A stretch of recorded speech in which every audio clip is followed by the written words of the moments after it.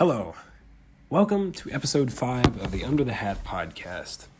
Today, we're going to be talking about food culture.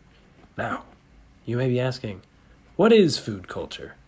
Well, the American ethnologist Lucy Long defines food culture as the practices, attitudes, and beliefs, as well as the networks and institutions surrounding the production, distribution, and consumption of food. Which is, if you think about it, relatively straightforward. It's how do you make food? How do you approach it? What do you do when you eat it? How do you sell it? How do you buy it? What are the cultural practices? What's acceptable? What isn't acceptable? Are elbows on the table okay or not? Hard to say. Depends on the culture, but that's what it is. Food culture. Because, they say don't play with your food, but there might be a culture where you're supposed to try and toss as many cheese balls as possible into the mouth of the person across the table from you. That's part of it. Could be. I don't know. So, let's compare and contrast some interesting food cultures here. I'd like to start with France. Now, France is a really fascinating one. France is big, it's old, it's very European, and it is kind of undoubtedly the hallmark of what high food culture is stereotyped as.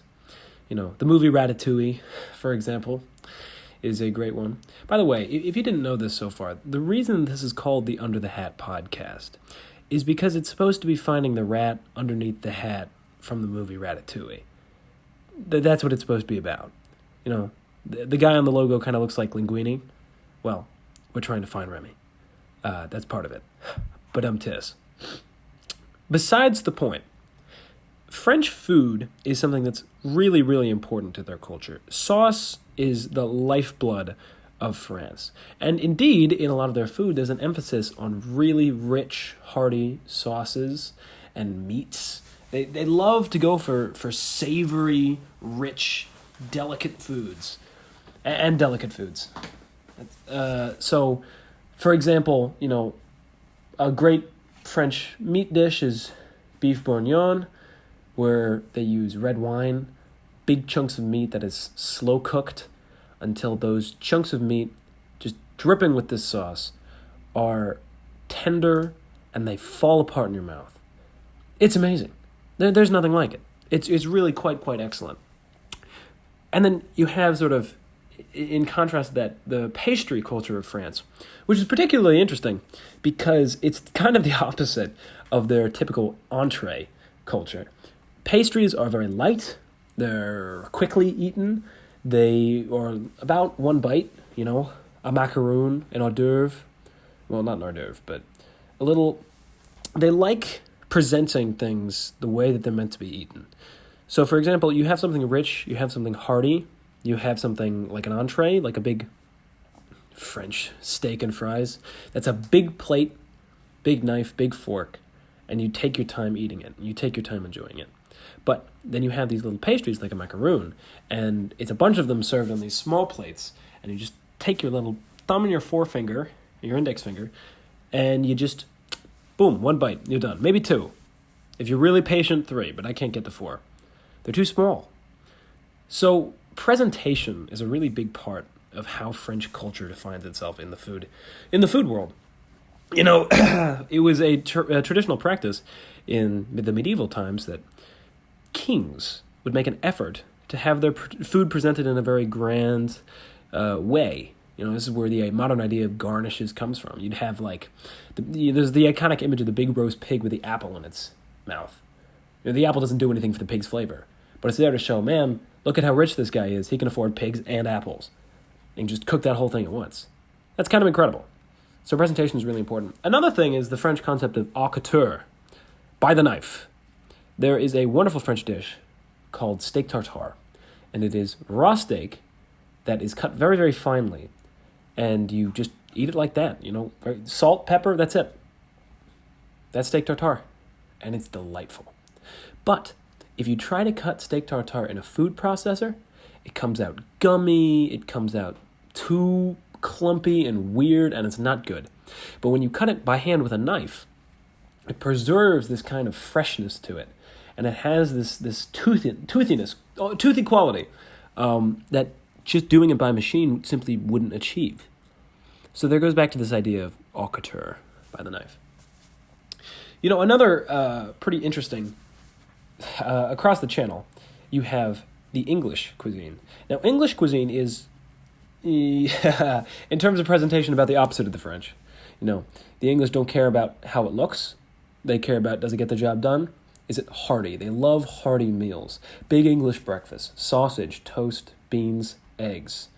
You eat that, you are good to go. It's a hangover cure. And it's very much indicative of England's sort of work culture that developed very early on in their society. You had to work. You had to industrialize, so you needed something that could most efficiently do that. Whereas French cuisine, in France, in Europe really, there's a concept of lounging, of taking your time to enjoy something. And that's a great, beautiful thing. Siesta culture is awesome. But England was never a big fan of siesta culture, which is why it's so gross. No, just kidding. We love England. They use a lot of herbs, have a lot of stews, beans on toast, something to get you going. That's English food. American food, on the other hand, is something to stop you going. It is the artery cloggers. Some of the classics, hamburgers, fatty, lots of carbs, big buns, but delicious. Packs a punch, rich in flavor. What's another big one? Grits. Grits is a classic American icon. It's cornmeal and bacon fat and grease cooked together. Heavenly. It's awesome. Terrible for you, but it is awesome. That's why we love grits. Apple pie. That's another classic American dish. That outer layer of perfect crust, golden brown, and on the inside you have those apple slices, and they're just sopping in molasses, and they are just fantastic. Everybody loves apple pie. Americans, they have sort of very similarly textured foods. They go crunch, soft, crunch. That's how it works. Burger. You want a nicely fried bun. Crunch, patty, soft, with maybe a crunchy exterior, but interior soft. And then you have the exterior. Crunchy exterior, soft interior. And then, you have the bottom of the bun, and that's, of course, crunchy again. And then, what's another example? Pizza. Everybody loves that perfect, crisp cheese layer, but once you bite into it, you get the sauce, you get the soft cheese, you get the dough, and then on the bottom, if it's coal-fired, you get that nice crust on the bottom, too. Crunchy, soft, crunchy. It's interesting. That's like the hallmark of texture for American foods. And that sort of finds its way in Tex-Mex as well. Mexican food and Tex-Mex food are very, very different. They share a lot, but Mexican food actually tends to be leaner, incorporating more veggies and more fruits. Whereas Tex-Mex foods tend to be high in fat content, high in carbohydrates, empanadas, fajitas, quesadillas. And not that they don't have those things in Mexico, I'm just saying a lot of that is truly an American invention. UNESCO actually identified traditional Mexican cuisine as on the representative list of the intangible cultural heritage of humanity. So Mexican food is vital to the heritage of humanity. And I believe truly that is correct. Food is just such a unifying factor. I mean, it doesn't matter where you go. People want to eat well. And if you are in a place with people, you will find something good to eat. That's a guarantee. Heading eastward, the traditional cuisine of Japan tends to be based on rice. They typically have miso soup as a side with seasonal ingredients. They love finding new and fresh ways to prepare ingredients. And it's fantastic. Noodles, best enjoyed, fresh. It's a sin if you let them sit in the broth, because then they get soft and then they don't have that toothsome quality, which is why when you see people order ramen or noodles or soba, they eat it very quickly in Japan, because you want to get it as fresh as humanly possible. Same thing with their fish. Sushi. They try to get sushi as fresh as you can possibly get it, because the fresher, the better. And there are a lot of natural flavors that come out that way when you sort of let it sit. Let it do its thing, It's quite good. Japanese food also has a big emphasis on presentation, like French food. And specifically, they have this very interesting idea where the plates sort of fit the activity. Like if you have a rice bowl, it fits in your hand very well. There's a nice weight to it. It's not too big. You wouldn't put soup in there, but it's the perfect sort of held size. Japanese pottery has this a lot. If you've seen Japanese teacups, I'm begging you, if you can get a Japanese hand-thrown clay teapot and clay teacup, they're so worth the investment because they are just formed to the human hand. It's not manufactured. It's not processed. It's a very natural thing. And a lot of Japanese culture has to do with that as well, preserving natural beauty. Japanese poems and haikus tend to be images of nature contrasting with emotional scenes, or complementing with emotional scenes. Or just nature itself, just the sublime beauty of it. Japanese culture is awesome at letting nature tell its own story. They don't dilute things. In contrast to American stories and American media where everything's heightened. An action movie is only an action movie if there's an explosion every 5 minutes. Or their food has to be jam-packed with flavor. Like every commercial for American food these days is flavor. Explosion of fruit and explosion of spice. But in that connection with their media, Japanese media tends to be understated. I mean, a lot of anime that comes out nowadays is not actually that understated, but if you're looking at poetry specifically, understatement tends to be the way to go. They sort of let the scenery tell its own story. It's super healthy, their food, because they let it be pure. They let it be fresh. They let it be unadulterated.